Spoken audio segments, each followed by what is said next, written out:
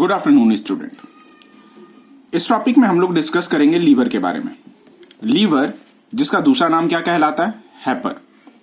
Body का largest और heaviest gland यही है, जिसकी वेट नियर अबाउट 1.2 से लेकर के 1.5 केजी की होती है। Plus located below the diaphragm on the abdominal region, right hand side पे प्रेजेंट होता है। इसके प्रिंसिपल दो लोब्स प्रेजेंट होते हैं। बेसिकली जब ये दो लोब्स देखेंगे तो पहला लोब का नाम होता है राइट लोब, दूसरा जो कि लार्जर होता है, और दूसरा लेफ्ट लोब जो कि स्मॉलर होता है। अब जरा देखेंगे, दोनों लोब आपस में ज्वाइंट होता है by the help of falciform ligament. मैं अभी थोड़ी देर के बाद डायग्रामेटिक टर्म पे मैं आपको एक्सप्लेन कर दूंगा फेल्सिफॉर्म लिगामेंट। अब इसके इंपॉर्टेंट पार्ट्स क्या होते हैं? लीवर का सबसे इंपॉर्टेंट पार्ट होता है ये हिपैटिक लॉब्यूल्स। हिपैटिक लॉब्यूल्स जो कि स्ट्रक्चरल और फंक्शनल पार्ट होता है लीवर का, जबकि each hepatic lobule is a hexagonal structure. ये देखिए, ये हेक्सागोनल स्ट्रक्चर है, यानी टोटल 6 डायमेंशनल स्ट्रक्चर कहलाता है। इसमें कुछ बेसिक टर्म समझेंगे। ये जितने भी सेल लाइक स्ट्रक्चर दिख रहे हैं इसे हिपेटोसाइट्स कहते हैं। प्लस ये जो सरफेस है इसे हिपैटिक लैमेले कहते हैं। ये जो कैनाल दिख रहा है इसे हिपैटिक साइनसॉइड्स कहते हैं। प्लस ये जो रीजन है, इस रीजन का नाम सेंट्रल वेन है। इस चीज को जो सराउंडिंग में स्पाइरली कवर किया गया, ये एक्चुअल में कनेक्टिव टिश्यू है, कनेक्टिव टिश्यू पोर्टल ट्रायाड का। अब पोर्टल ट्रायाड क्या है भाई? तो इसमें कहीं ना कहीं पोर्टल ट्रायाड में 3 चीज की अरेंजमेंट आ रही है। पहला अरेंजमेंट होता है बाइल डक्ट का, सेकंड होता है branches of hepatic arteries. Hepatic arteries आपको अभी समझाया था, हिपैटिक जो टर्म है वो लीवर के लिए इस्तेमाल किया जाता है। Plus branch of hepatic portal vein, यानी हिपैटिक पोर्टल वेन जो इंटेस्टाइन से आकर के सीधे लीवर पे टर्मिनेट होता है, उसे हिपैटिक पोर्टल वेन कहते हैं। हिपैटिक लॉब्यूल्स जो कि कवर होता है ग्लिसन्स कैप्सूल से, यानी जो हम लोगों ने अभी हिपैटिक लॉब्यूल्स देखे, इसकी सराउंडिंग कवर होती है ग्लिसन्स कैप्सूल से। ये ध्यान रखिएगा, बहुत ही इंपॉर्टेंट फीचर है, क्योंकि ये एक मैमिलियन कैरेक्टरिस्टिक्स है ग्लिसन्स कैप्सूल। सेकंड आता है हिपेटोसाइट्स, जो अभी आपने देखा छोटे छोटे सेल्स, ये मेजर फंक्शनल सेल्स होते हैं लीवर के। परफॉर्म करता है मेटाबॉलिक, सिक्रीटरी और एंडोक्राइन फंक्शन। एंडोक्राइन का मतलब जो हार्मोन सिक्रीट करते हैं।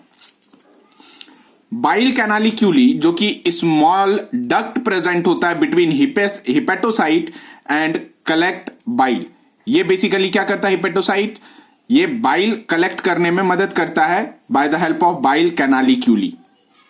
नेक्स्ट आता है that is bile duct.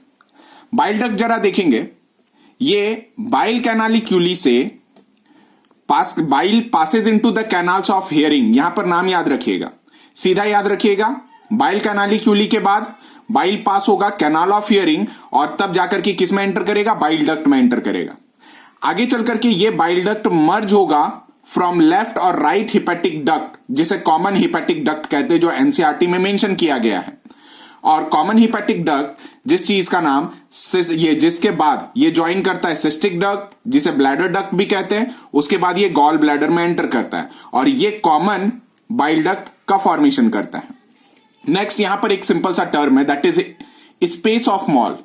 Space of Mall जो surround the blood vessels and the bile ductules, यानी बाइल डक्ट के छोटे छोटे पार्ट्स को बाइल डक्ट्यूल्स कहते हैं, उसे सराउंड करता है, उसका नाम है स्पेस ऑफ मॉल।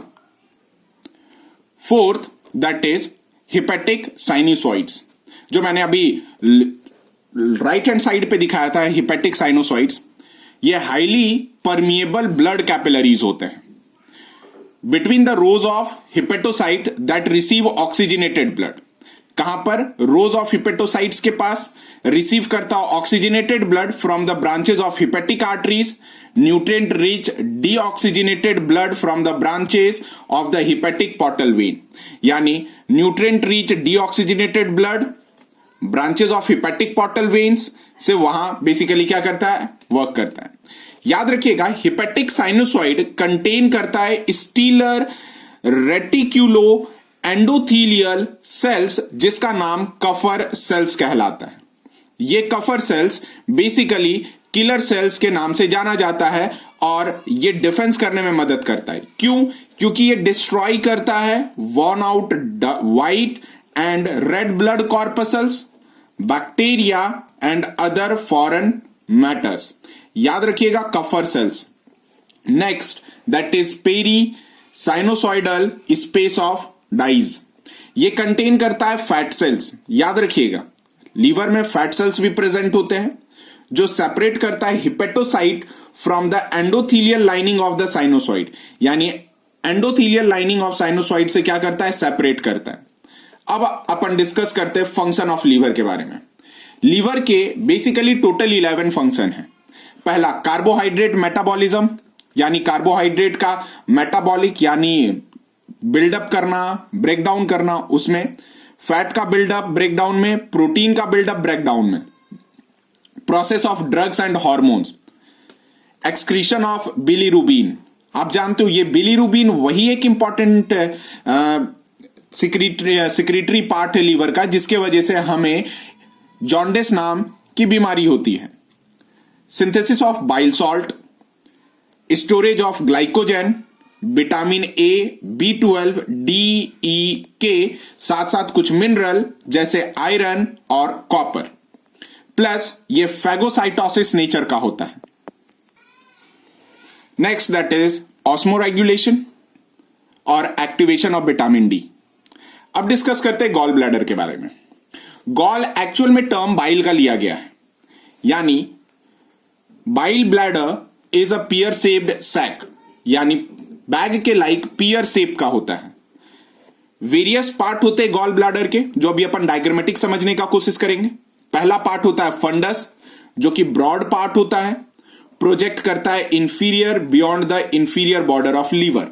अभी हम लोग डायग्राम में समझेंगे कि ये थोड़ा सा कॉम्प्लिकेटेड होगा आपके लिए समझना, लेकिन तो पर भी मैं डिस्क्रिप्टिव फॉर्म पे बता दे रहा हूं, अभी डायग्रामेटिक फॉर्म पे देख लेंगे।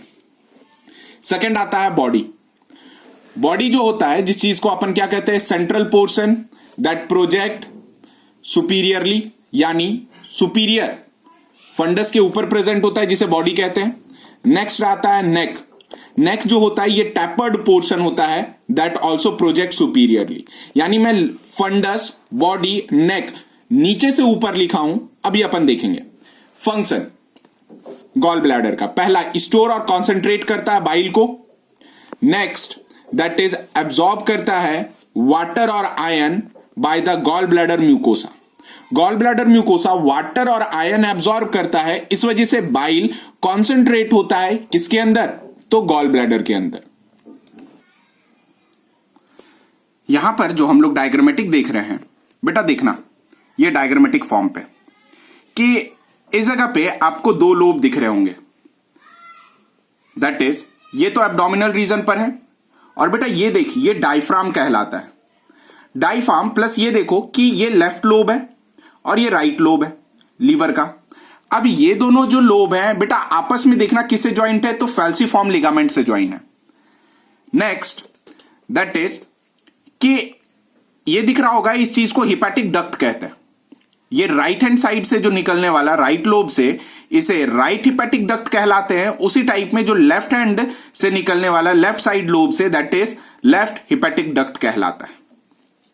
अब जरा देख लीजिएगा कि यहां पे अक्सर एक क्वेश्चन पूछा जाता है। क्वेश्चन ये पूछा जाता है कि जो लेफ्ट और राइट लोब लीवर का ज्वाइन होता है किस लिगामेंट से? नाम क्या आता है? फैल्सीफॉर्म लिगामेंट।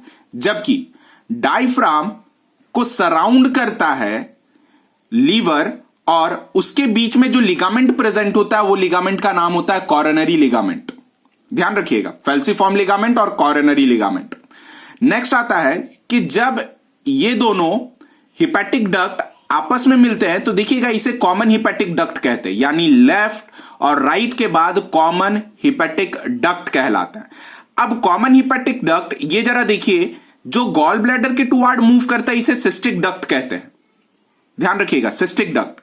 सिस्टिक डक्ट में जब बाइल लीवर से होता हुआ कॉमन हिपैटिक डक्ट में एंटर करता है, उसके बाद सिस्टिक डक्ट में आता है। सिस्टिक डक्ट से होता हुआ पहला नेक में, देखिएगा गॉल ब्लैडर है, pear shape sac like structure दिख रहा होगा आपको। नेक, नेक के बाद बॉडी, और बॉडी के लास्ट फंडस। अब जब बाइल इस जगह पर आया तो बाइल में बेसिकली गॉल ब्लैडर जो म्यूकोसा है, ये म्यूकोसा इसका वाटर और आयरन को एब्जॉर्ब करके बाइल को और कॉन्सेंट्रेट किया। कॉन्सेंट्रेट करने के बाद अब जब बाइल रिलीज होगा तो उसका पाथ क्या होगा? फंडस, बॉडी, नेक, सिस्टिक डक्ट और उसके बाद कॉमन बाइल डक्ट। ध्यान रखिएगा, अभी हम लोग कॉमन हिपैटिक डक्ट देखे। Common hepatic duct plus cystic duct को मिला करके अपन क्या कहते हैं? कॉमन बाइल डक्ट कहते हैं। अब ये कॉमन बाइल डक्ट धीरे धीरे बाहर आता है और पेनक्रियाज के साथ मिक्स करता है। अब पेनक्रियाज के बारे में हम लोग अपने नेक्स्ट वीडियो लेक्चर्स में डिस्कस करेंगे कि पेनक्रियाज और इस जगह पे कौन कौन सा स्पिंक्टर्स वगैरह प्रेजेंट होता है। अभी कुछ लास्ट क्वेश्चंस था अपनी कि which of the fishes were lack of stomach. Answer है cyclostome, the carp and labeo. बहुत सारे स्टूडेंट ने इस पे रिप्लाई किया और रिप्लाई बहुत ही सही भी किया उन लोगों का, जैसे नरेश पटेल, जेनिस, फिर से इन्होंने रिप्लाई किया और इनकी रिप्लाई काफी अच्छी रही। प्लस नरेश ने भी एग्जैक्ट नरेश पटेल ने भी एग्जैक्ट आंसर दिया था, लैम्प्रे और लंग फिशेस के पास स्टमक लैक होता है।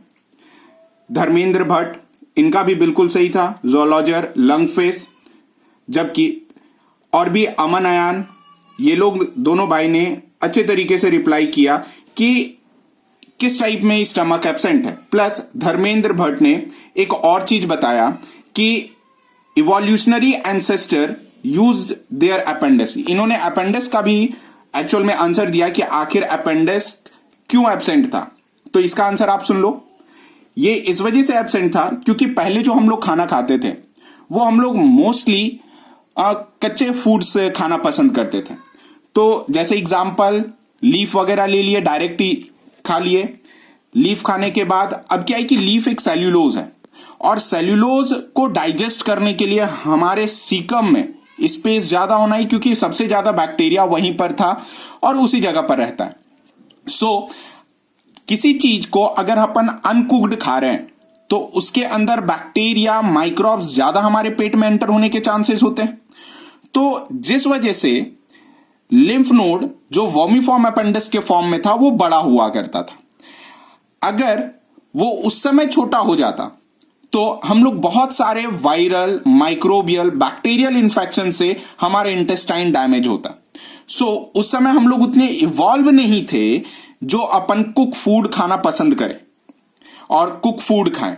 दैट्स वाई बैक्टीरिया, माइक्रोब्स, जितने भी छोटे छोटे वायरसेस वगैरह जो हमारे फूड के साथ हमारे इंटेस्टाइन में एंटर होते थे, उस चीज को किल करने के लिए जो गैस्ट्रिक ग्लैंड और गैस्ट्रिक जूस की वजह से भी बच जाते थे, इंटेस्टिनल जूस से भी बच जाते थे, वो सीकम में जाकर के मार दिए जाते थे by the help of our lymph, जिस चीज का नाम है वर्मीफॉर्म अपेंडिस।